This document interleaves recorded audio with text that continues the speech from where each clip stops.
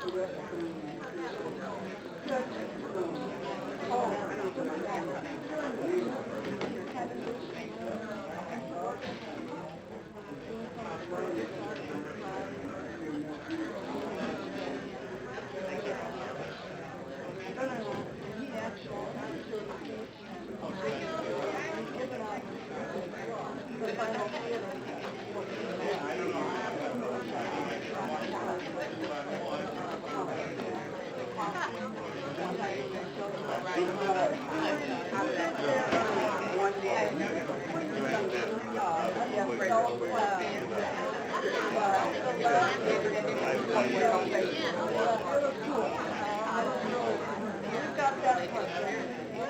wonder if everyone could have a seat, please. Thank you.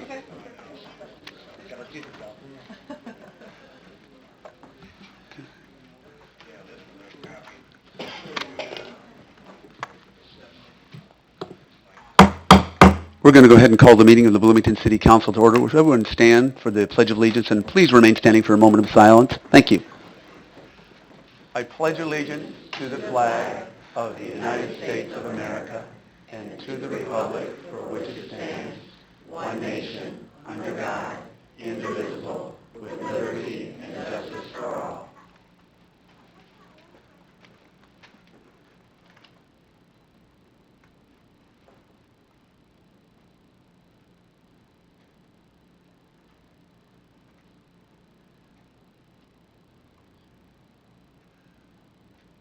Thank you.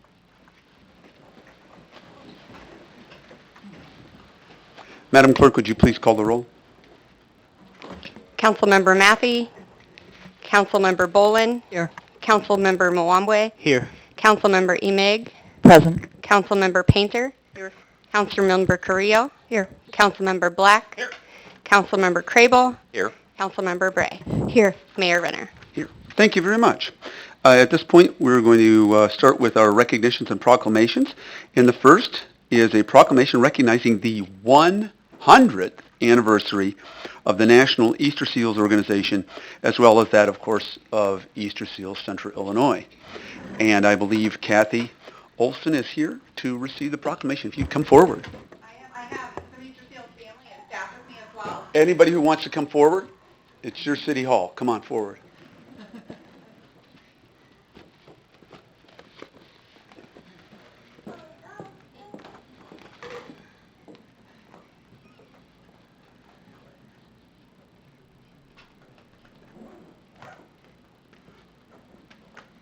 Welcome, everybody. Good to see you. This proclamation recognizing the 100th anniversary of the National Easter Seals Organization, as well as that of Easter Seals Central Illinois. Whereas, in 1919, a group of dedicated volunteers in Central Illinois gathered together to meet the needs of children in our community with disabilities, and whereas in 1948, Easter Seals expanded its children's focused mission by offering residential camp for children with disabilities at Camp Heffernan on Lake Bloomington, and whereas since its inception, Easter Seals has strongly advocated for essential services and support for individuals with disabilities and diverse needs, to include authoring a 1931 Bill of Rights for Children with Disabilities that led to government-funded disability services, and by increasing public awareness through its successful SEALs and other national campaigns. Whereas Easter Seals was a leading advocate in Central Illinois for education, recreation, and inclusion for children with disabilities and developmental delays. And whereas Easter Seals has grown from its humble beginnings to become a leading national network of more than 70 community-based nonprofit organizations who deliver high-quality local services and support to help more than 1.75 million persons with disabilities and their caregivers and families achieve milestones, live independently, and fully participate in their communities. And whereas Easter Seals purchased Camp Heffernan in 1989, now called Timber Point Outdoor Center, the camp on Lake Bloomington is recognized as a premier destination for inclusive camping, recreation, and outdoor experiences for those with special needs. And whereas the city of Bloomington is well served by Easter Seals Central Illinois in Bloomington, as well as 5 other locations, and whereas Easter Seals is a strong partner with local, state, and federal corporations, foundations, and other sectors to provide or connect individuals and families to early intervention and childhood education services, autism spectrum disorder services, mental health services, respite, camping and recreation, and caregiving supports. And whereas Easter Seals continues the mission and commitment to service envisioned by its founder, who concluded that, quote, "Your life and mine shall be valued not by what we take, but by what we give," unquote. Now, therefore, be it resolved that the City of Bloomington recognizes Easter Seals and its impact over the last 100 years in the lives of families in and around Bloomington and Central Illinois for its commitment to expanding possibilities for children with disabilities, to ensure that every one of us can live, learn, work, and play in our communities, and embraces a vision that all people with disabilities and their caregivers and families will be 100% included and 100% empowered. Thank you very much. Give this to you. I'm going to take that off. Congratulations. If you want to say a few words. Thank you, Mayor Renner and the Bloomington City Council for recognizing this momentous milestone in the history of Easter Seals Central Illinois, as well as our national organization. And I would just love to invite everyone here in the room to join us on Saturday, July 13th. We have one of our Easter Seals champions here, and we will be celebrating a Walk with Champions at ISU's Hancock Stadium at 8:30 a.m. On Saturday, July 13th, and would love to see you out there to see what we're all about. Thank you very much. Thank you. Again, that was Saturday, July 13th. Saturday, July Be there or 13th. be square. That's right. Absolutely. It's going to be fun, isn't it, Reese? Yep. Yep. Thanks, Reese. Thank you. Thank you very much. Appreciate it.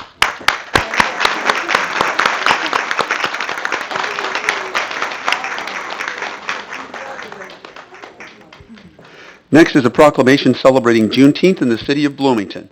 And I believe Willie Halbert. Willie, are you here? Actually, you can come forward over here. Oh, okay. Proclamation celebrating Juneteenth in the city of Bloomington, Illinois. Whereas President Abraham Lincoln signed the Emancipation Proclamation on January 1st, 1863, declaring slaves in Confederate territory free, paving the way for the passage of the 13th Amendment, which formally abolished slavery in the United States of America. And whereas word about the signing of the Emancipation Proclamation was delayed some 2.5 years to June 19th, 1865, in reaching authorities and African Americans in the South and Southwestern states, and whereas Emancipation Day observations are held in different days, in different states in the South and Southwest and in other parts of the nation, and whereas June 19th has a special meaning to African Americans and is called Juneteenth, combining the words June and 19th, and has been celebrated by the African American community for over 150 years. And whereas the annual Juneteenth celebration in the city of Manhattan will take place in Miller Park on June 22nd, 2019, now therefore I, Terry, Mayor of the city of Bloomington, do hereby issue this proclamation in celebration of Juneteenth in the city of Bloomington, and urge all citizens to become more aware of its significance of this celebration in African American history and the entire heritage of our nation and our city. Thank you so much. Congratulations. And you can say a few words if you'd like.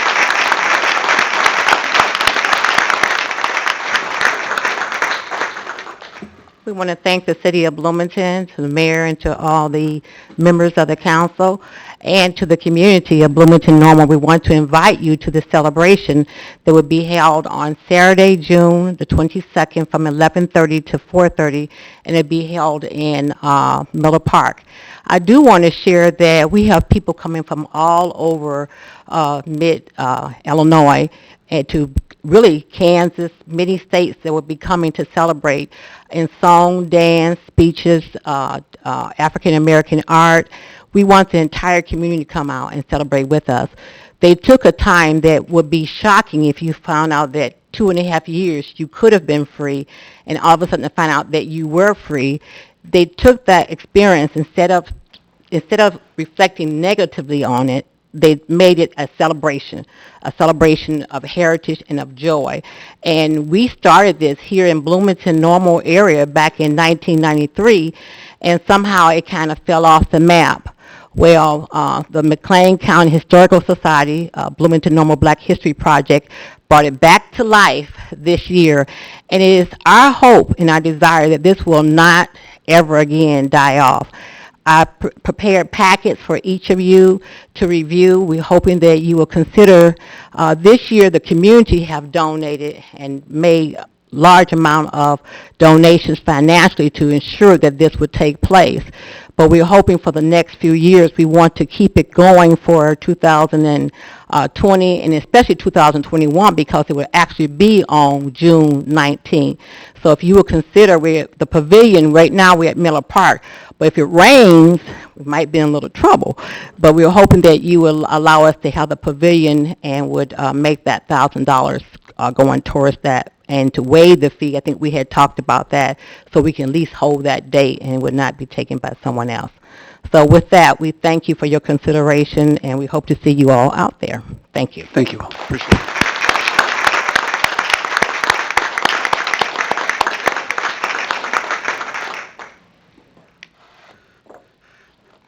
Next, we have a proclamation commemorating the 50th anniversary of the Stonewall riots and the resultant modern gay rights movement that brought about greater equality for our LGBTQIA communities.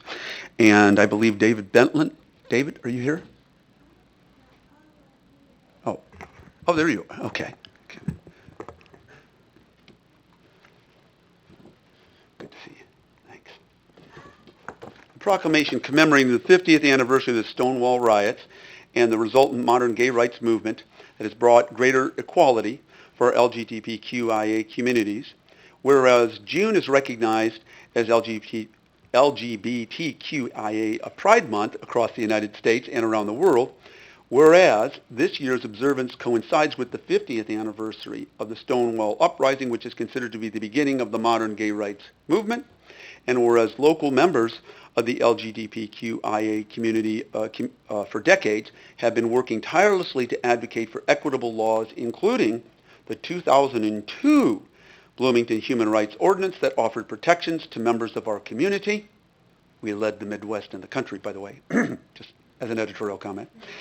Whereas local members of the LGBTQIA community and their supporters have openly worked toward making the Bloomington Normal community a more welcoming, inclusive, and safe environment for everyone, regardless of their sexual orientation or gender identity.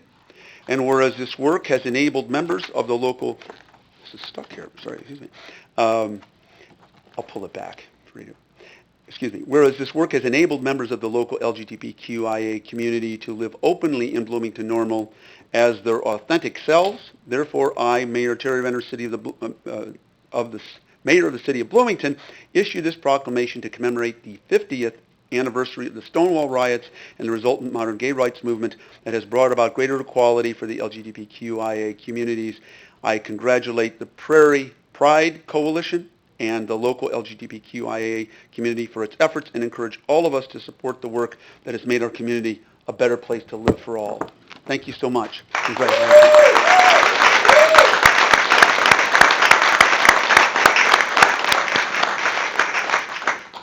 Thank you, Mayor Renner and council members. On behalf of the Prairie Pride Coalition, I would like to invite all of you in the room in the community to join us on June 23rd at Anderson Park in Normal for our 23rd annual family reunion picnic. This picnic originated in 1997 as a place for people to go who could not go happily to their own biological family reunions.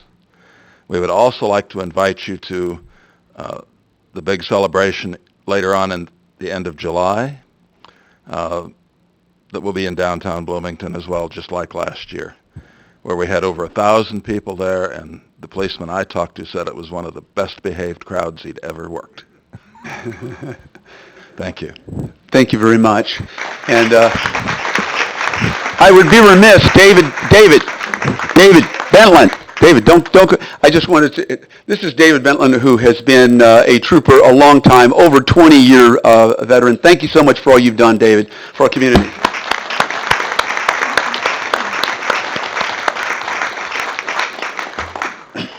Next, we have a proclamation recognizing June 22nd and 23rd as Central Illinois Amateur Radio Field Day. And I believe we have Ed Deutsch or Jim Baker. Ed? Oh, I see Ed. There we are. Oh, and Jim Baker. Okay.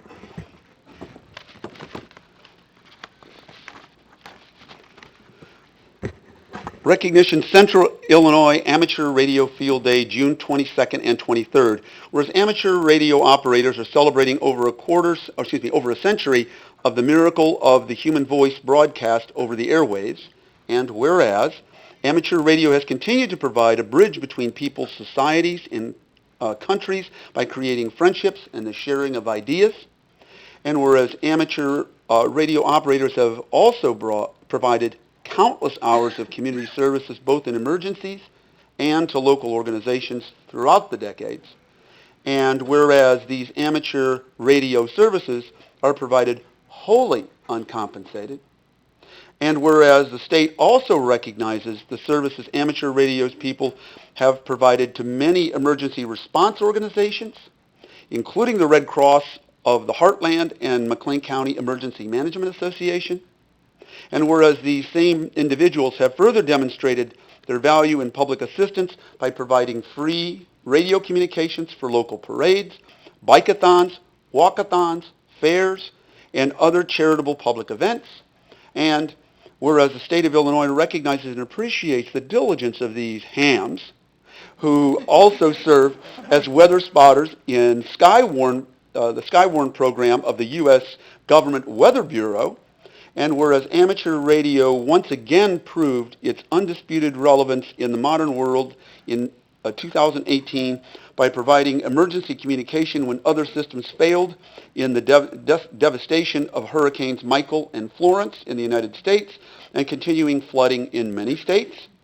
And whereas the ARRL is the leading organization for amateur radio in the United States of America, and whereas the ARRL Amateur Radio Field Day exercise will take place on June 22nd, 23rd, 2019, and is a 24-hour emergency preparedness exercise and demonstration of the radio amateur's skills and readiness to provide self-supporting communications without further infrastructure being required. Now, therefore, I, Terry Renner, Mayor of the City of Bloomington, do hereby recognize and designate June 22nd and 23rd as Central Illinois Amateur Radio Field Day. Thank you so much. Appreciate it.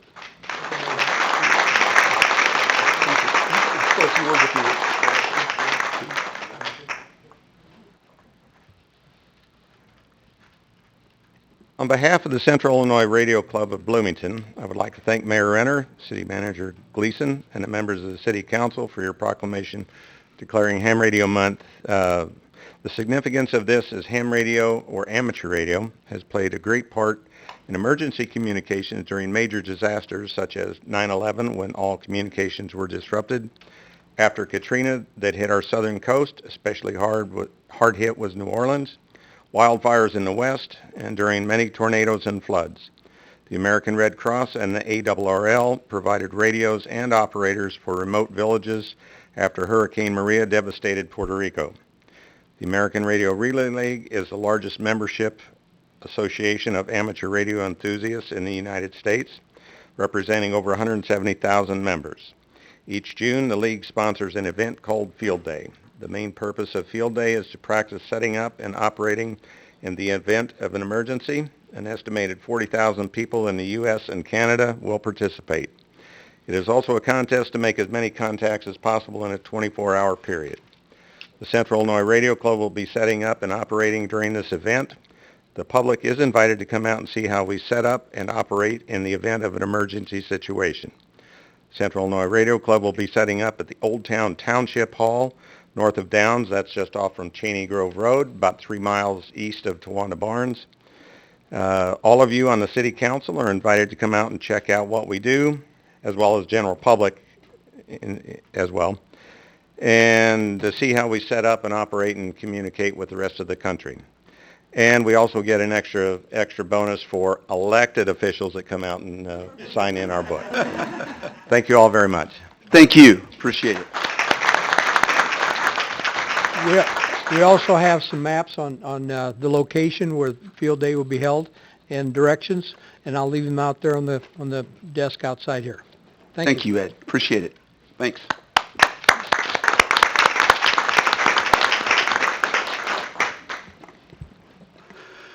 Next proclamation is a recognition for, Jason Hardin's completion of the Illinois Public Service Institute. And Jason Hardin, are you here? And family.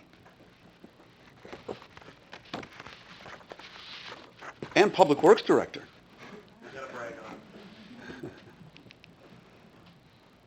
He hates being up here, so it's perfect. Oh, cool. Good to see you. Recognition of Jason Hardin for completion of the Illinois Public Service Institute. Whereas the City of Bloomington is proud of its employees and their accomplishments and wishes to recognize those who excel in their positions. And whereas the Public Works Department in the City of Bloomington, dedicated to its values of stewardship, customer service, professionalism, integrity, trust, openness to change, leadership, attitude, and teamwork. And whereas Jason has worked for the City of Bloomington for over 4 years in various roles, including high levels of leadership. And whereas Jason now serves as the Superintendent of Water Distribution in the Public Works Department and is an exemplary employee. And whereas Jason has completed the Illinois Public Service Institute, a 3-year nationally recognized leadership program through the American Public Works Association. And whereas the skills Jason has learned through the leadership program has benefited and will continue to benefit city employees and the citizens of Bloomington alike. Now, therefore, I, Terry Venner, Mayor of the City of Bloomington, do hereby recognize employee Jim Hardin's completion of the Illinois Public Service Institute. Congratulations. Thank you so much. Appreciate everyone. And you sort of say a few words if you like.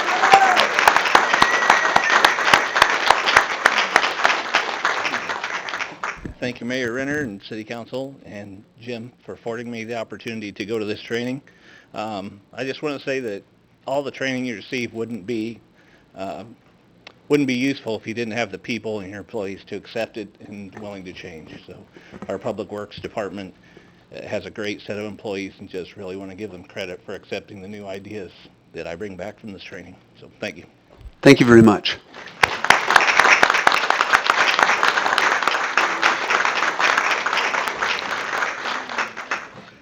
Next, we have Bloomington 101 graduates and Bloomington 101.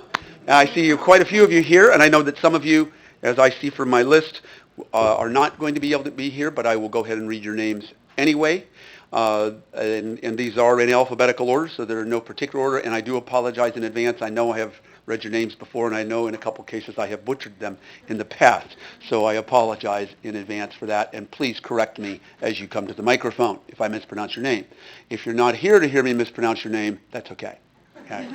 So we're going to start with Jessica Ackley. Jessica, come on down. The price might not be right, but I have a proclamation. Jessica, okay? Thank you to Jessica. We'll hold the collective applause, if it's okay, till the very end. Ed Breitweiser, I understand, is not going to be able to be with us. Ed, were you able to make it, just to be sure? And Emily Breitweiser. Okay. Next, Jennifer Brown. Jennifer Brown.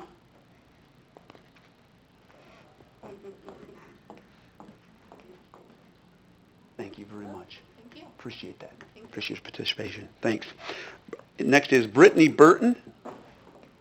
Brittany? Thank you. Next is Levi Burton.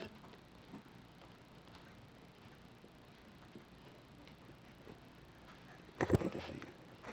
Thank you. Thanks. Appreciate it. Whoops. Excuse me. Next is Morgan Casey. Morgan?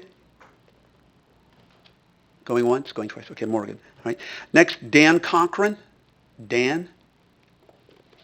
Scott McCoy also. And Ina Perkins. Ina? Deb Rhodey? Deb? Let's see, Deb. Oh, there you are. Okay. I didn't know we were going to come up one at a time. I wouldn't have sat so far in the back. Oh, that's all right, Deb. Thank you. Thanks for participating and all you do. If you haven't taken it, take it. That's what I'm saying. Next, Andrew Salmonson. You bet. And did I get that right this time? Yeah, you nailed it. I did. Oh, okay. Thanks, Andrew. Appreciate it. Thank Great. Next is Ashley Sang. Ashley. Aaliyah Staggs. Okay. Denny Stanton. Tammy Stanton. Dee Urban. Knew you'd be here. Thanks, Dee. Appreciate it. Thanks. Absolutely. Next is Kendra Wack.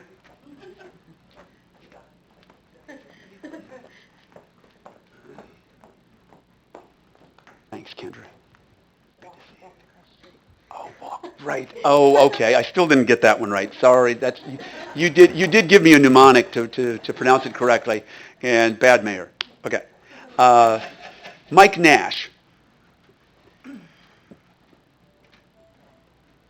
Thanks, Mike.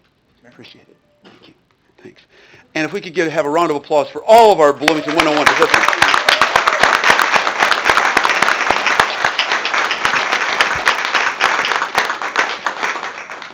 And just to clarify, I do want to thank Nora Dukowitz for helping to make all of this happen from the very beginning. We long ago said we wanted to open the doors to City Hall, some of them like mayor's open houses and whatever, but this was definitely Nora's brainchild, and she has followed through with it, and it is totally consistent with everything we've been trying to do, and it has been very, very successful, judging by the attitudes and the opinions of those who've participated, and many have gone on to serve on boards and commissions. That's one way that is kind of if you will, a brain trust, I suppose, for our possible boards and commissions, people who have learned a fair amount about our city, and so we very much appreciate that and appreciate all of your participation. Thank you again. At this point, we have public comment, and I'm going to grab my... because we have more than 10 individuals, I'm going to ask that I'm going to read these in groups of 3, and I'm going to ask that you come up, and if you're repeating something that someone has said, if you could make your points as succinctly as possible. If you want to get direct answers from public officials, there's often an alderman or two along with me, and certainly one of the members of the staff at the mayor's open house, which is typically 4:30 to 5:30 on Friday, before a regular city council meeting. So essentially we have the equivalent of a town hall meeting every 2 weeks. So you can ask anything, and maybe we can solve problems on site if possible. But there's interaction there. Here, our policy is to hear what you have to say. Again, each individual has up to 3 minutes, and I don't have I'll pull out my time here since, all right. Okay, I'll count this as 6:29. All right, so we're going to start with Ruben Granados, and then Serena Fish, and Leon Cabe. And again, if you could be ready and so that as efficiently as possible, please come forward. Are you Ruben? Yes. Thank you. So I just want to get to the point of the matter at hand of what occurred on the digital landscape not that long ago, and how Alderman Carrillo's actions are setting up a dangerous precedent for the future of Bloomington, and especially in the businesses in Bloomington as a whole.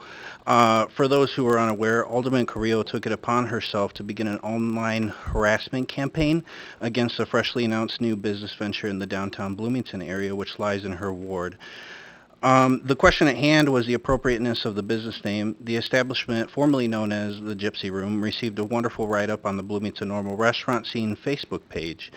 And from personal experience, I know that it is a boon to any new business to get the attention of 20K plus followers of that page. Instead, what happened was the most inappropriate behavior from a public official we have seen in some time. An online harassment campaign led by Alderman Carrillo with a hashtag boycott of the establishment ensued. In no way, shape, or form are the small business owners of Bloomington, and in particular Ward 6, going to stand by and allow this behavior from their own representative. You are in public servitude now, and your activist pass is no longer appropriate to bring into your position. You represent all the people in your ward, and frankly in the city as well, and that includes the business owners too. It is absolutely shameful and very telling of your inexperience that you so willingly attacked a business owned by two women, especially one in the hospitality industry, in which women struggle to make their mark and take their place. This is why your intersectional and identitarian politics will never work in the end. There are too many boxes to defend, and they begin to conflict with each other and eat each other alive when you try to shove them all together forcefully. When you use a fist to convince people of your beliefs and ideas over an open hand, you will never succeed. All you will do is join the heap of oppressive individuals who always get taken down in the end. Right now, Alderman Carrillo, you are the fist, and you need to be held accountable for your actions. And you will hear more of the downtown business owners' demands at our meeting with you tomorrow. I also would like to extend the invitation to anyone on the council to participate in the meeting tomorrow night at 6 p.m. It will be hosted by Jan Lancaster at the Bistro downtown. I would like to preface that at this point, no other members of the city government, Chamber of Commerce, or any of the other entities that I have informed about this situation are being held in the same light as Alderman Carrillo and her actions. But if you choose to ignore this, how can you blame the citizens, and especially the small business owners of Bloomington, for seeing you as a danger to the community as well? This is absolutely not something that is going to be tolerated. Not today, not ever. Serena Fish, Leon Cabe, and Dee Urban.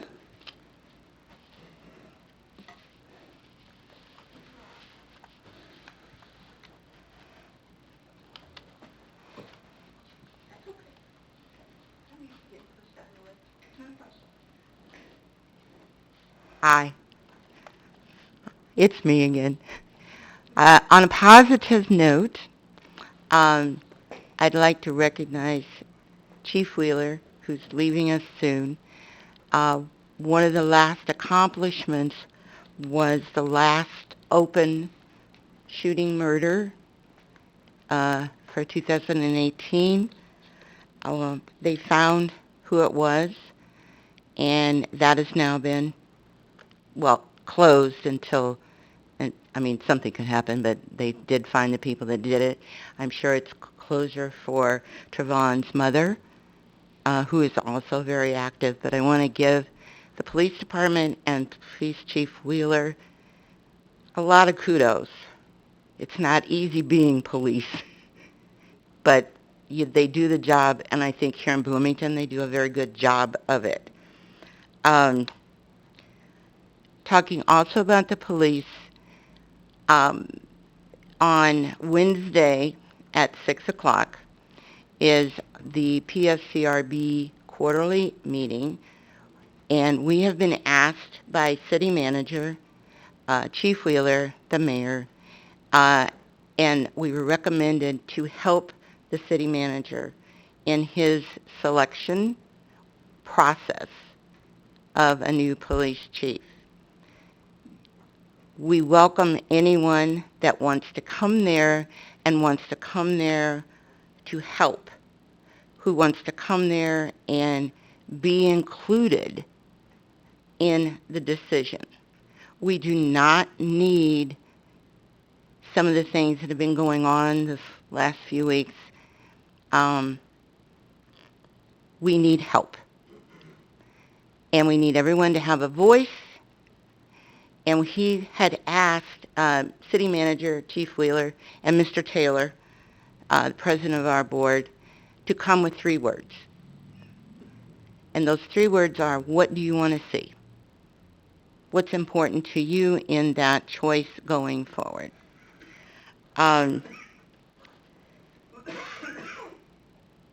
It's at the City of Refuge Church at 6 o'clock. It's on the city website. And we've been lucky, most of the stakeholders that originally helped to get this set up have been coming, and what they have come up with and suggestions, we have implemented. But this is a big step. We've been very lucky with our last two police chiefs. Very lucky. Hopefully going forward we'll have the same luck. But this is also your chance and your chance to have something to say about it. I'm sorry, Serena, your time is up. Okay. Thank you very much. Next, Leon Cabe, and then D. Urban and Bailey Pontius. I'm Leon Gabe from Ward 5. Good evening, Council, Mayor. I'm here to voice my displeasure and disappointment with Mayor Renner of the ongoing verbal crisis that's happening in this community. Once again, we see the mayor just not thinking clearly with the things that he says, puts on social media, and I guess one of the thoughts that comes to my mind is some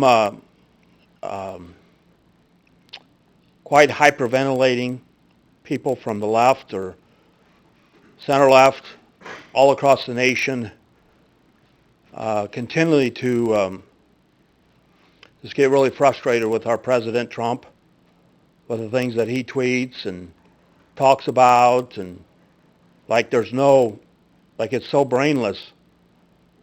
But seems like there's more than one person of Mr. Trump around this world.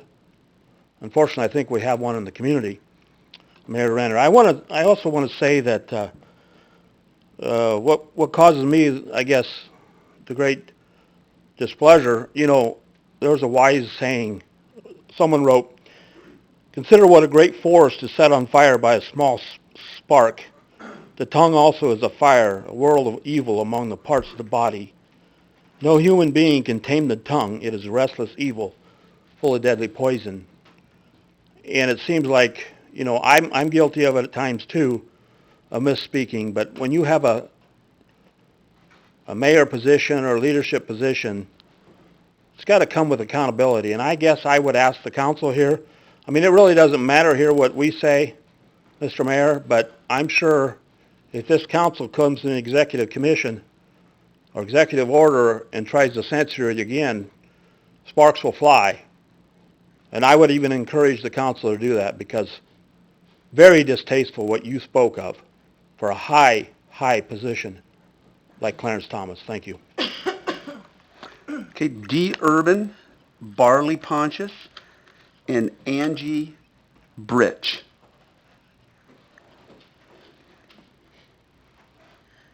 Thank you, Mayor. Good evening, everyone. I am Dee Urban, and I live over in Bloomington's West Side. I'm a very happy homeowner now. Of course, we all know what that's like when you buy a house and you have to fix it. Any of you who've got skills in electricity, come on, and I'll let you take some practice. We need to get that working.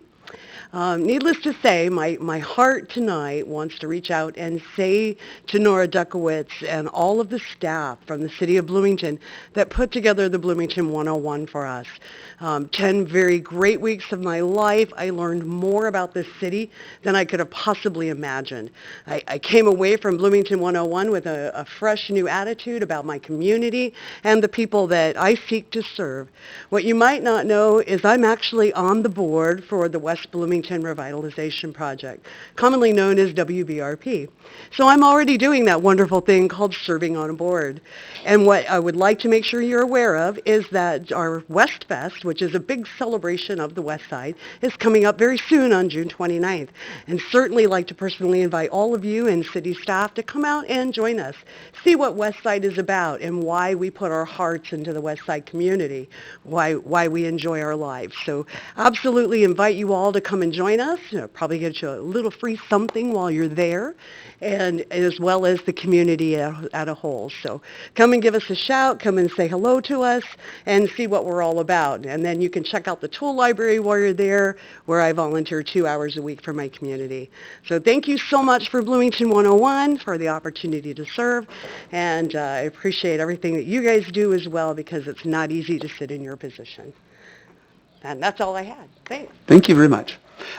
Next is Barley Pontius, and I need to put my glasses on, Angie Britch, and Scott McCoy.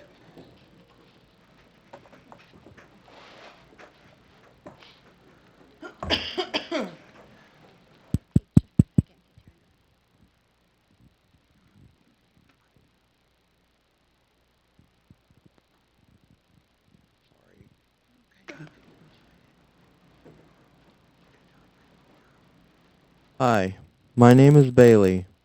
I'm a Connect Mobility rider. I wanted to talk about the service and why I feel it is so important that individuals with disabilities be on the Connect Transit Board. Nothing against those without disabilities, but so many see things differently than those with disabilities.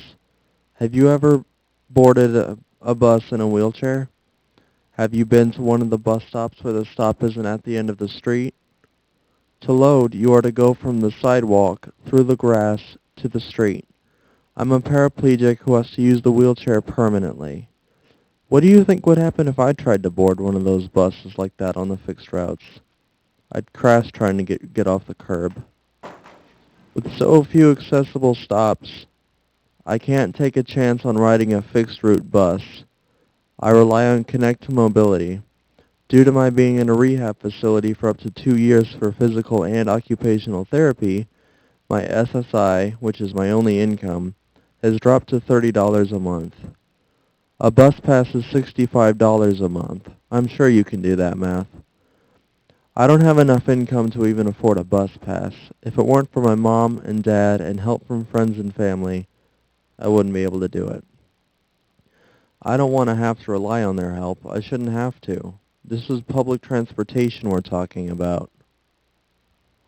If you don't use a wheelchair, you can only guess or imagine the difficulty.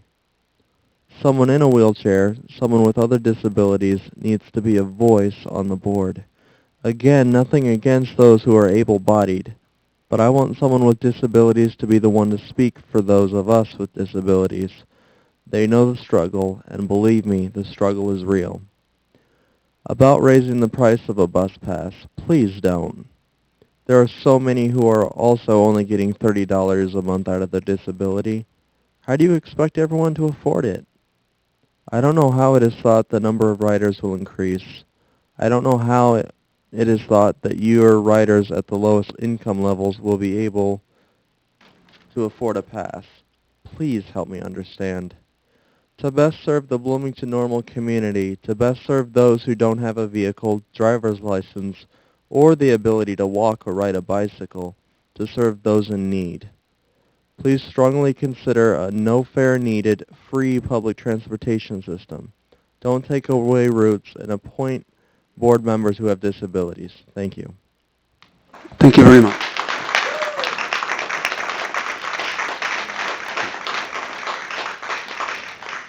Thank you. Angie Britch, Scott McCoy, and Nancy Littell. Angie?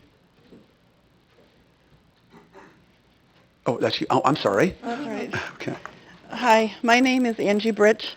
I have emailed all of you this past week. I've heard from 2 of you, so thank you. I'm going to give an abbreviated version of that so we can have it on record for everyone. The proposed changes to Connect Transit's routes and fares will negatively affect our community. Riders are counted each time they board a bus, not for each trip. This is a very unfair way to count riders who use the Olive Route. The majority of their trips can be reached without a transfer. Other routes require up to 3 transfers, meaning one route can count as 6 riders. Also, ridership numbers that are being used in the recent reports were taken when many of our elderly and disabled were not venturing out as much. October through February. Due to the weather alone, ridership will generally be down. What would the numbers look like if you do them from spring to fall? I am a mom of a child who has an ID with the disabled designation, which would obviously be very cost-effective for us to use a fixed route bus. However, my son, Bailey, who you met, is paralyzed and wheelchair-bound. Due to the severe lack of accessible stops on the fixed route, and due to the transit time being capped by the ADA, multiple transfers are not feasible for him. This leaves us with Connect Mobility Service. A monthly pass is currently $65. Many of the riders are on fixed incomes, my son being one of them. Due to his living situation, his SSI, his income, has been decreased to only $30 a month. $30 doesn't cover the $65 bus pass. There are 79 other residents at the same facility in the same financial situation. Bailey is one of the 80 at this current facility where he's at for rehab. Being out in the community gives them all a sense of inclusion and normalcy. You all may feel that $2 is reasonable. To them, with a monthly income of $30, $2 is a lot. Our U.S. veterans are also among the riders. Many of them suffer from service-connected disabilities and receive a monthly disability check. My husband being one, he's currently at 93% disability. Within the next 6 weeks, he's expected to go over 100. Why don't we offer free transportation to those most in need within our community? Why don't we have riders with different abilities, with mental, physical, and developmental disabilities serving on our board? Can we increase the board size to add these people so that we have a voice for them? In closing, please save the Olive Route, say no to fare increases, diversify the board, and please work to dramatically increase the number of ADA accessible stops. Thank you. Thank you. Next we have Scott McCoy, Nancy Littell, and Robert Ballantini.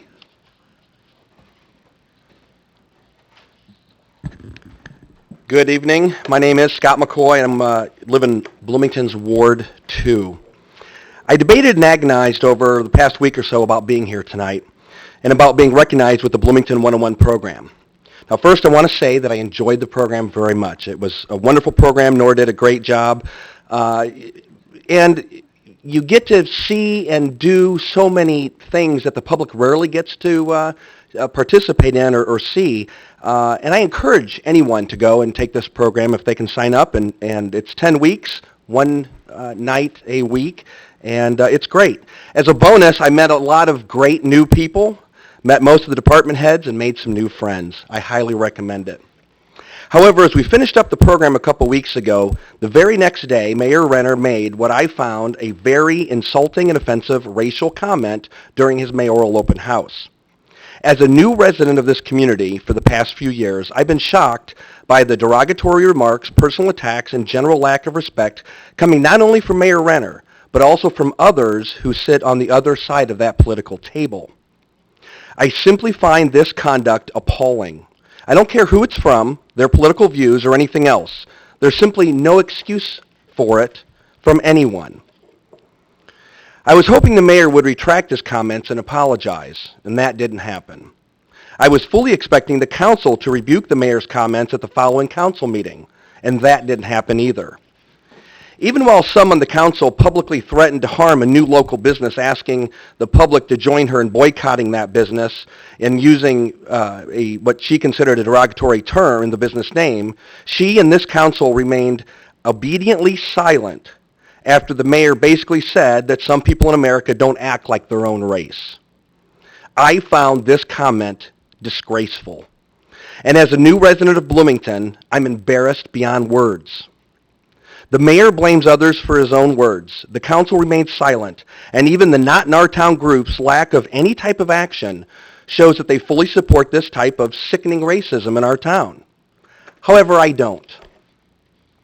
I struggled with tonight, but for me it came down to a personal conviction that I won't participate or associate with anyone who creates, allows, or sanctions racism in any way.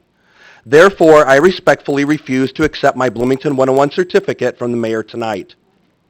I expect better from our community leaders.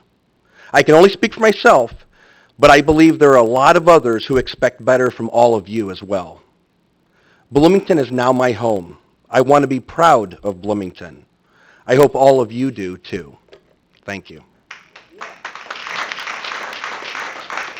Nancy Littell, Robert Ballantini, and Scott Steinley. And I think that may be all we have time for.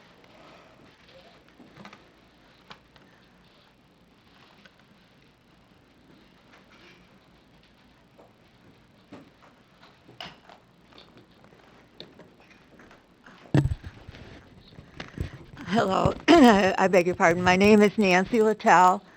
I am disabled from birth, but I have lived a wonderful life and have depended on public transportation all of my life. Many people have spoken more eloquently than I can. Thank you. Many people can speak more eloquently than I can, but my request tonight is to ask for representation on the Connect Transit Board for persons who ride the bus, both those who ride the regular bus and those of us who, because the regular bus stops are too dangerous, are forced to use Connect Mobility.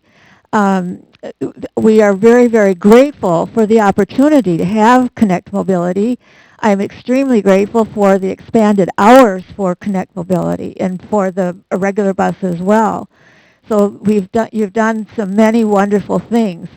But as was eloquently stated before, those of us who have disabilities see things differently than those of you who do not have disabilities.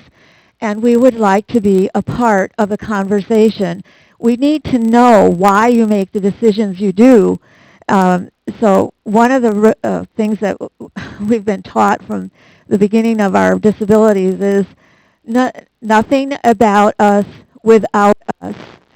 And that's true if you're in a nursing home and there's a family consultation. The patient is there as well as all of the other people. The same is true for special education. We would like to see this as part of the Connect Transit Board as well. I really, really appreciate many of the things that Connect Transit does. They have helped people. I have a friend who's blind and was locked in a business because she didn't know that it had closed.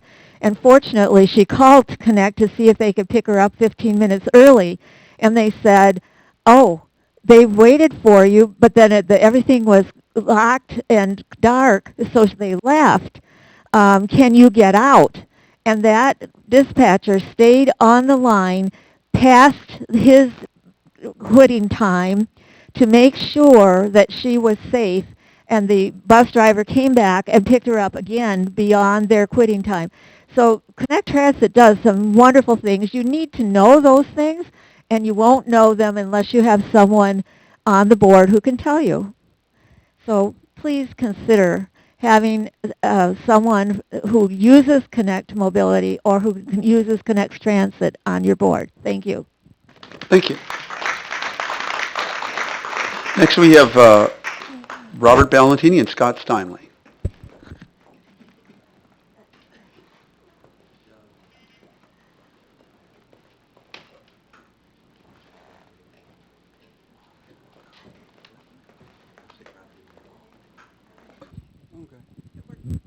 Well, first off, I want to say, on behalf of SEFT, Citizens for Fair Transit, there's several of us here, and I'm sure those who once are with this group, I would like them to stand up. Yeah, anybody. You know, yeah, I talked to you guys all before. You all know me, but these people have not been heard. So I would like to have my time, what's left of my time, to have one of them speak on that behalf. I'm sorry, that's, Robert, it's not permissible under our rules and our ordinances for someone to cede your public comment to somebody else. But if you want to make Okay, whatever points that you have, all right. Well, Yeah, I wasn't on behalf sure, of others. I wasn't sure if that could yeah. or not, so. But we, as a group, are so much against the fare increases, the route taken away, that, as I said before, and to comment with you what you said, was that how are these people, you start taking the bus routes away, they're going to force people to make decisions that they cannot be able to do. You're going to make them have decisions to either go to church, or do I take my kids to camp or whatever, or do I need to buy them? Can I buy groceries this week? And or my kids need school supplies coming up. But these choices should not be forced onto them. And that's exactly what it's going to be. Everything's going to be, everything, you're going to hurt more people. And the transit, Connect's going to hurt more people doing this. And it's not fair. Not fair to me, for anybody here that uses it. And I do put that challenge out there, as I did before to you guys, to get in a wheelchair, or use a walker for 2 hours. Walk them down these streets, down Main Street or Center Street. Walk with me for one day and see how hard it is. Thank you. Thank you very much. Next, we have Scott Steinley.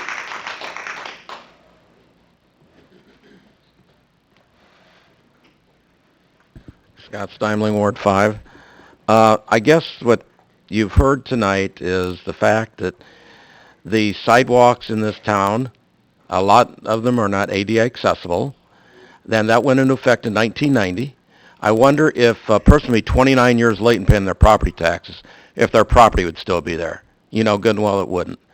The city, the higher the tax rates go, the better they like it and the more they spend. Terry, let's see everybody up on that council, including yourself, take and connect transit for 1 week. And you know you couldn't do it, probably. Expect them to walk, when it's 10 below zero, expect them to walk to the bus stop. If it's not right out in front of their house and the bus stop where they get off is not right in front of the building, you're going to have a long hike. And I've seen the roads in this town go to pot because the city council cannot control their spending. It's like, well, don't control spending, raise taxes. And every one of you up there is an absolute disgrace, including yourself. Because Terry, how would you feel if your political science students treated you like you treat the citizens of the city of Bloomington? You wouldn't like it, would you?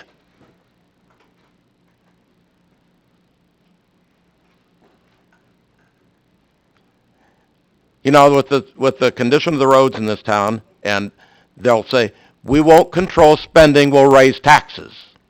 And that seems to be the answer to everything. You'll raise taxes, not control spending. Maybe, Terry, maybe you need to put yourself in some of these people's shoes and see how you like it. Let's get all the sidewalks ADA accessible. They're around City Hall, but they're not around the entire city. Now, do you think just those people use those sidewalks? No, Terry, they don't. And you know good and well they don't. Thank you. Thank you. All right. At this point, we're going to move right along to our consent agenda. We do have some amendments to the consent agenda, and I would be asking for a motion to approve the consent agenda as presented unless there's some specific items that members of the council would like to remove. and that is a motion to approve the consent agenda as presented, including a correction to the minutes in 7A and an update to add dates to a contract in item 7D. Is there a motion either to that effect, or if there are other items that anyone would like to remove? Yes. Oh, I'm sorry. Alderwoman Emig. Yes, I move to remove the consent agenda item K. Okay. Okay. All right. Anything else to be removed?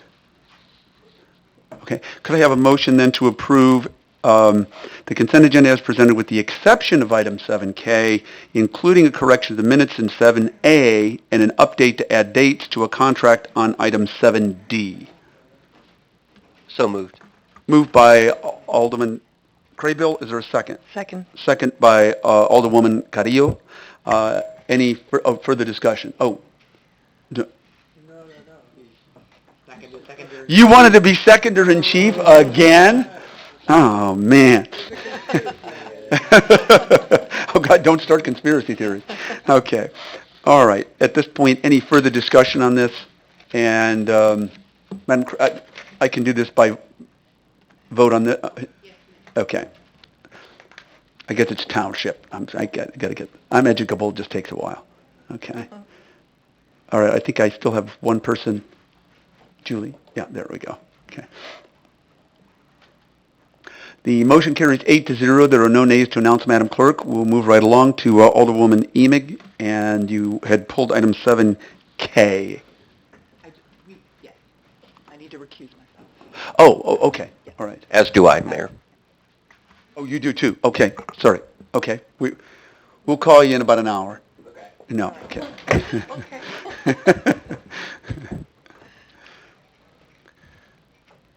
Okay. Is there a motion to approve item 7K? Yes. Moved by Alderwoman Painter. Is there a second? Second. I looked your way. She beat you. A second by Alderwoman Carrillo. Any discussion on this item? If everyone will go ahead and vote then.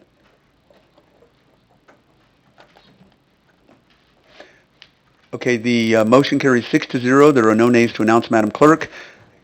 And we can tell them it's a little, yeah, didn't quite take an hour. Okay. All right. We move right along then to our regular items on our regular agenda.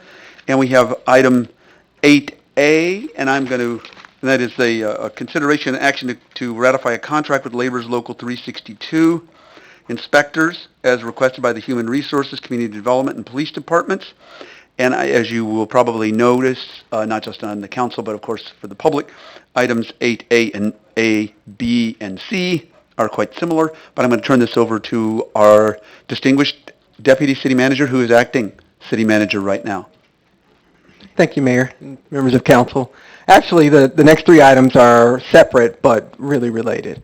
The agreements, if approved, would ratify contracts with Local 362, which is a bargaining unit that represents inspectors in our Community Development Department, crime data and crime intelligence analysts in our Police Department, parking enforcement staff, and also support staff. In total, it's about 63 employees. And they're three-year agreements with wage increases of 2.5%, 3%, and 2.5% over the next 3 years, which is in line with what we've approved recently. Again, as we've said before, there have been amicable discussions, really good give and take amongst the city and the bargaining units, and we're excited about the relationship that we have. We know it's been a council priority to address sick leave buyback and the spiking in pensions and the related pension-related costs that could come to the city. Again, these agreements, if approved, would address sick leave buyback in the same manner as the recently approved agreements. I think it's important to note that for the first time in what I hear is a long time, we have agreements with all of our local bargaining units. And again, I think that's something to be proud of. We've had a lot of staff work really, really hard on these agreements. The city manager, as you know, has worked really hard to build relationships and to work towards the passage of these agreements. And so we'd be happy to answer any questions if you have any. Questions of Mr. Tyson? Well, just a brief question. It's actually not necessarily for you, but maybe for Jeff and everybody else. Are we are you suggesting that we approve all of these in one motion or just a separate motion for each? No, I apologize. These are three separate agreements. They are related in that the narrative for all three of them are very, very similar. Okay, all right. That's all. Alderman Black. Thank you. And thank you for putting these on a regular agenda. I'll just make a motion that we approve 8A as presented. Okay, is there a second to that motion? I'll second that, Mayor. Second by Alderman Bray. Alderwoman Bray, excuse me. I said that before we made the change, but I'm violating my... I still answered Alderman. Oh, okay. I ran for him, and I don't want you to. I So- answered, well, I want to. That's what I ran for, that's what I Okay, am. okay. So, thank you. All right. Any further discussion on this? If everyone will go ahead and vote. The motion carries 8-0. There are no nays to announce, Madam Clerk. We move right along to item 8B, and I'll bring that to you also. I think it's similar narrative, but Nothing new to add. We'd be happy to answer any questions if you have any. questions on item 8B? Alderman Olambwe. I'll make a motion that we approve it. Oh, man, you're going to be at the front of the line this time. That's right. Alderwoman Bray, excuse me, Alderwoman Bray, Alderwoman Painter. I'll second that. Thank you. Okay. Second by Alderwoman Painter. We need a system. Yeah. Yeah, I just need to put my mind on reset. Okay. Any further questions? Everyone will go ahead and vote then. That's all right. Changing your name, Joni. That's right. The motion carries 8-0. There are no nays to announce, Madam Clerk. Thank you. And now we move to item, let's see. There we go. Item 8C. And Again, nothing new to add. okay, any questions specifically to item 8C? Okay, if not, is there a motion? I'll make that motion, Mayor. Okay, moved by Alderwoman Bray. Is there a second? Second. I gave him the opportunity. Seconder in chief. Okay, second by Alderman Black. Any further discussion on 8C? Seeing none, if everyone will go ahead and vote.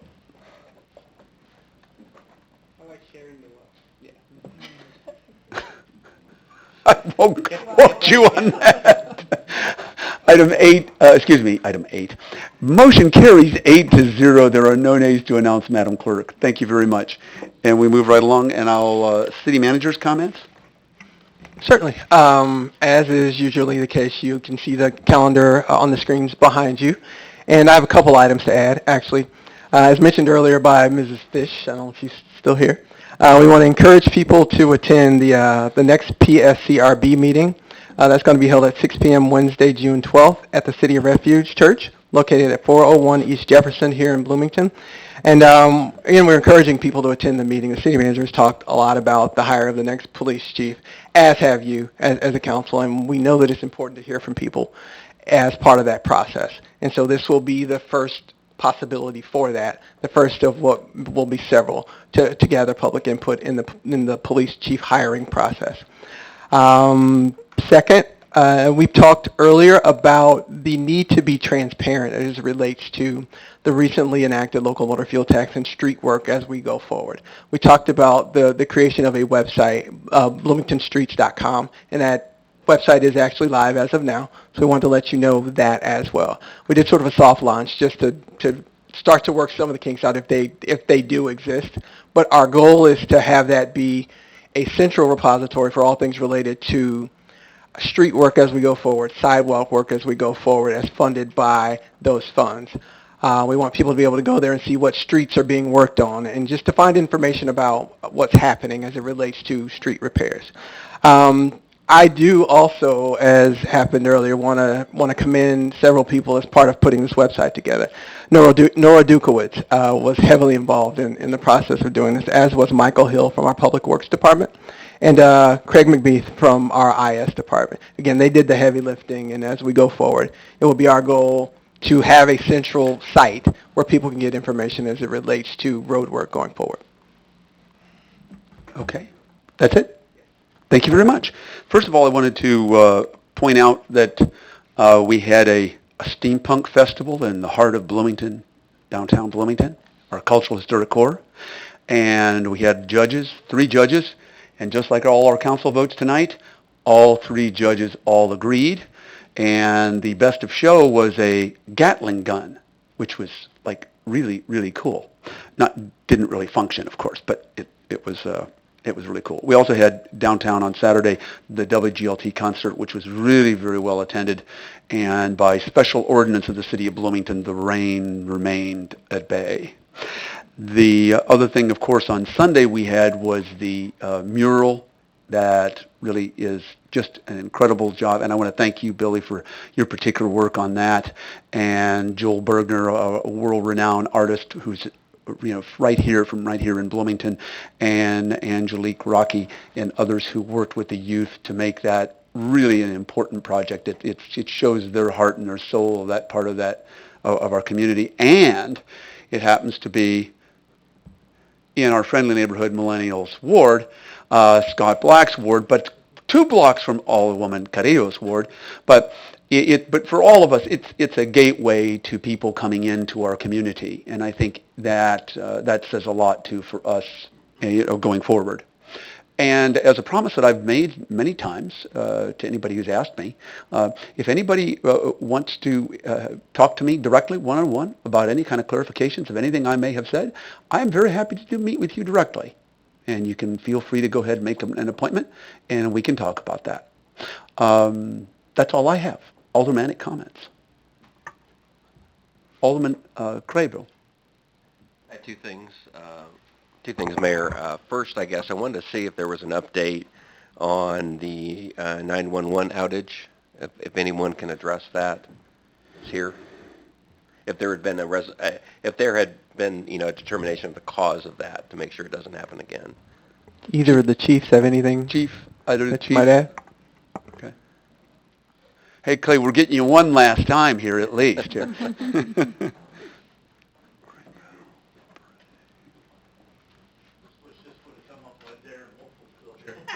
I just sent him out of here after the radio stayed on the consent budget, but, and this is going to be stuff way over my head, so I can't speak intelligently, but if you want to come by, I can try to get Darren to sit down with you. But basically, in Frontier's equipment in their main office here in Bloomington, there was some kind of relay switch or something that wasn't properly communicating, and it was intermittent.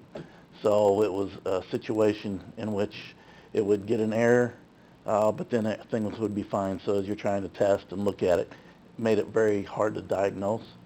So they eventually identified that.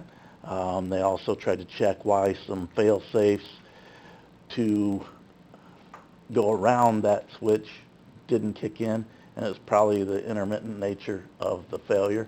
So they worked on that and got it done. It affected about 27 PSAPs, I believe, something like that. But does that help at all? It does. Thanks, Okay. Thanks, Chief Wheeler. Tried to get assurances that they're going to work to make sure nothing like that happens again, but you always have a little bit of danger with equipment. Okay. Okay. Thank you very much, Chief. And by the way, thank you again for everything you've done. We got a few more days of you. Alderwoman, did you have anything else? Yes, something else? Right, Okay. right.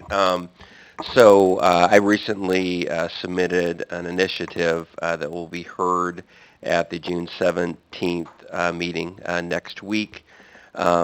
Just to briefly explain the initiative process, for an alderperson to put something on the agenda that is not otherwise put on the agenda by the city manager pursuant to city code, the alderman has to prepare an initiative on a form that's prepared, that's there, and then it gets submitted and put on the meeting of the whole, which again is next week, and then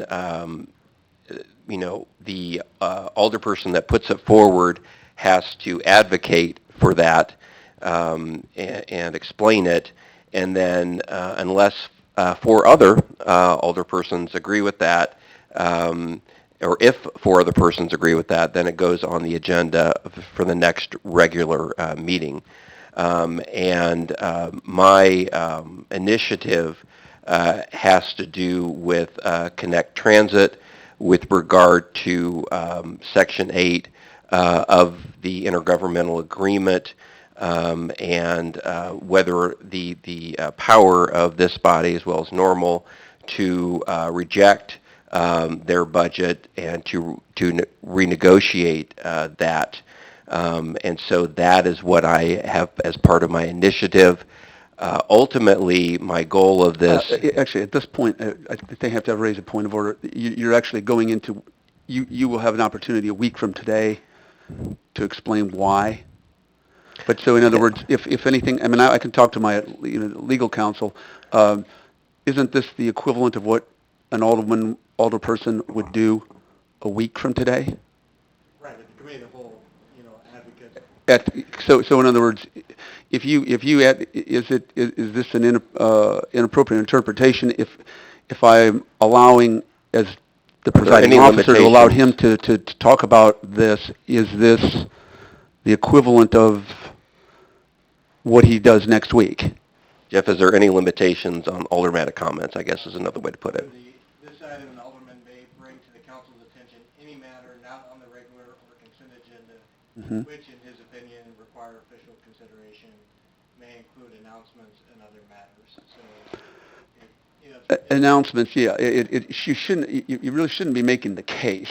I think next week is the time you're supposed to make your case, and that's the way that I'm interpreting it. Thank you, Mayor. Sorry, but is there anything else you want to say about it without making the case? Sure. And I was just simply stating what is part of the initiative, but I will simply add to that. People in the community, continue to make your voices known. Reach out to your representatives. Come speak at the next council meeting. And I will be moving to expand time for public comment, so please come and speak. For those that these changes will impact, I agree with the statement, nothing about you without you. Thank you. Thank you very much. Again, apologize for that. Is at least as I'm understanding also what you said, the advocacy time is next week. Okay. Alderwoman Bray, and then Black and Bolin. Thank you, Mayor. And I just wanted to make comment about the amazing weekend we had in Bloomington this weekend. I'm still a little breathless and frankly kind of tired trying to keep up with all of you and all the amazing things you're doing in the community.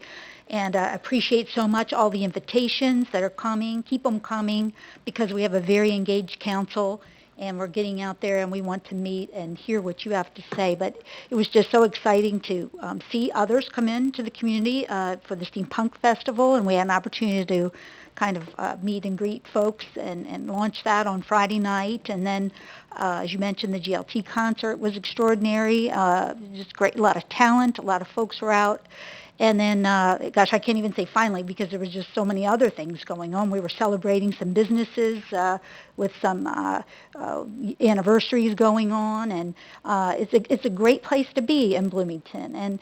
And yeah, there's, things aren't perfect. They're not perfect anywhere. And I think what you'll see us do here is we'll have conversations in public, and we'll talk about it. And sometimes it's not pretty, but that's what open meetings are about. So we talk about it and we get it out and we get bring the best ideas forward.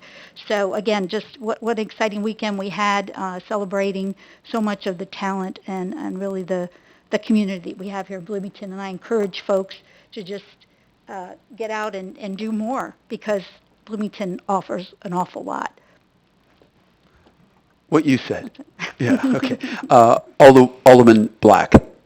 Thank you. And I guess Jeff's comment made me think a little bit, perhaps at the next committee of the whole, we could have a quick crash course about how aldermanic request forms work in relation to aldermanic comment, just so we're all on the same page. I know, at least in my time here, it's been differently interpreted, and every iteration of a council interprets it differently. We just make sure we're all on the same page. So I just really want to take a moment to thank Billy and staff for the wonderful work that they've done in relation to the West Side mural. Billy, this is the first project that we've worked together on, and you blew me away with how responsive, how creative, solving problems, last minute with a lot of folks. And, sometimes, you'll hear that you can't fight City Hall, but I mean, I don't think anybody was saying that. I mean, you guys did wonderful pulling trucks up, making sure the kids were safe as they were painting the mural. And then we had about 200 or so people show up to the mural unveiling, dance performances. I mean, this is why I love West Bloomington. You see that neighborhood. I mean, even people who just kind of saw some folks milling about came over to see what was going on. Great event. It's a great location for a beautiful mural. The kids did a fantastic job, and I even love the nod to the train, the old mural that they put on the new one. So it's kind of the past, present, and future, which is what the kids were going for. So big win for our community. Wouldn't have happened without Billy and staff, Parks and Rec. So thank you very much. I wanted to publicly acknowledge that because you went above and beyond in this case. And we often tend to focus a lot on some of the things that don't go great. So I think it's incumbent upon us as a group to focus on things that are going well. And Kim's right. We're not perfect. Sometimes it can be unpleasant in public, but we want to do the best we can. And this weekend we focused on a couple of events, but I mean, think of the downtown farmers market. We've seen so many new businesses open up in downtown Bloomington. I'm very concerned about how frequently I'll be at that ice cream shop. I can't be shredding for the wedding if I'm at getting ice cream all the time. But those are the types of things that we want to see here in our community, and this is why people choose to live in Bloomington Normal. And I think it's incumbent upon us to be highlighting that. And I want to be our community's cheerleader, and I'm really excited about the things that are happening and will be happening in the near future. So thanks to everybody who invited us to various events throughout the community. We'll do our best to get there, and we'll see you out there. Thank you very much. Alderwoman Boland, please. Excuse me. Well, I would like to echo some of the comments that were made. I love this community, been here 26 years, as most of you know. I also attended the mural and the Clogs VIP thing. Lots of fun. I also did a financial contribution to the mural because I think that is where the support should come from. It's from the private sector. I do believe that art touches the soul and it lifts the spirit. It's been part of the human experience since prehistoric time when people painted their life on the walls of caves. So I understand all that and I appreciate that a lot. Many people were recognized at the unveiling and applauded. And I would like to also applaud the young people. They did a great job. They shared their talents, which I think is very important. Their vitality is reflected in the colors of the mural. They should be proud to be part of this community, as I am of them. And I would like to thank their parents and guardians for being very supportive and bringing them there every day and encouraging them to appreciate art. And I also would like to recognize the efforts of the West Bloomington for setting up the PayPal account and also help fund it. The city staff that spent countless hours, Public Works setting up all the barricades and everything. There were even a couple men out there Sunday afternoon, gave up their time standing in the sun, waiting to take down the barriers, so I appreciate that too. Public safety officers were there.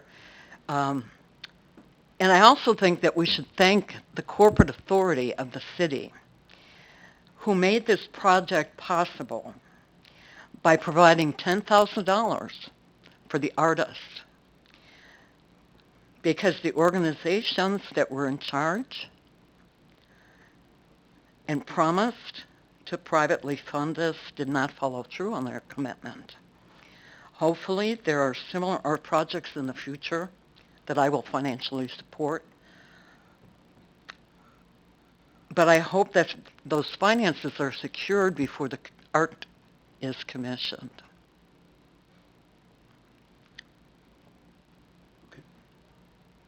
Thank you. Thank you very much. I appreciate that. And at this point, I'm looking for a motion because we don't have executive session of any form. Oh, you did? Oh, Yeah. I'm sorry. No. Oh, okay. I just wanted to ditto and echo all the lovely words of the fellow council members. I am sad because I had to miss a lot of this weekend, but thank you, everybody, for representing the city there. Okay. That was it. Short and sweet. Oh, come on. Got to have the last word, huh? Seconder in chief. Okay. Alderman Longway. No, I'm just going to ditto what everything that's been said. There were quite a few events this weekend. It was hard to get to everything, which is very true. I missed the mural dedication and unveiling, but I drove by it, and I actually got a chance to take a peek at it with my daughter. My daughter's a 16-year-old who's really into art. She does a lot of drawings and painting, and she was very impressed. So she gave her thumbs up. She was like, wow, this is pretty cool. And I could tell a little bit of envy on her part because like, wow, I should have been involved in this thing. So I told her about the Illinois Art Station and the website. And I also wanted to, since we have Willie Halbert here, wanted to mention that on Saturday afternoon I attended a ceremony celebration of all of the graduates, who applied for scholarships here in town, and they were supported by a number of organizations who do a lot of great work in the community. And, amongst them, you have NAACP and many of the African-American fraternities and sororities that are referred to as the Divine Nine. And so it was a wonderful event to be able to see all of these high-achieving students with really high GPAs. And I'm not going to admit that my GPA was not as good as these high school students, but I just did. So that was a really wonderful event. There was a nice article in the Pentagraph. Yes, exactly. Almost $76,000 actually was given out by all of those organizations. So to repeat one of the things that was said there, anytime you see some of these organizations organize a fundraiser and things like that, it's important to support them because it goes to a great cause, and many of those students actually come back in the community and participate in some way, shape, or form. So just want to say that. Thank you. At this point, then, I'm looking for a motion to adjourn. Moved very quickly by Alderman Black. Is there a second? Second. Second by Alderwoman Painter. All in favor signify by saying aye. Aye. Thank you. Jeff.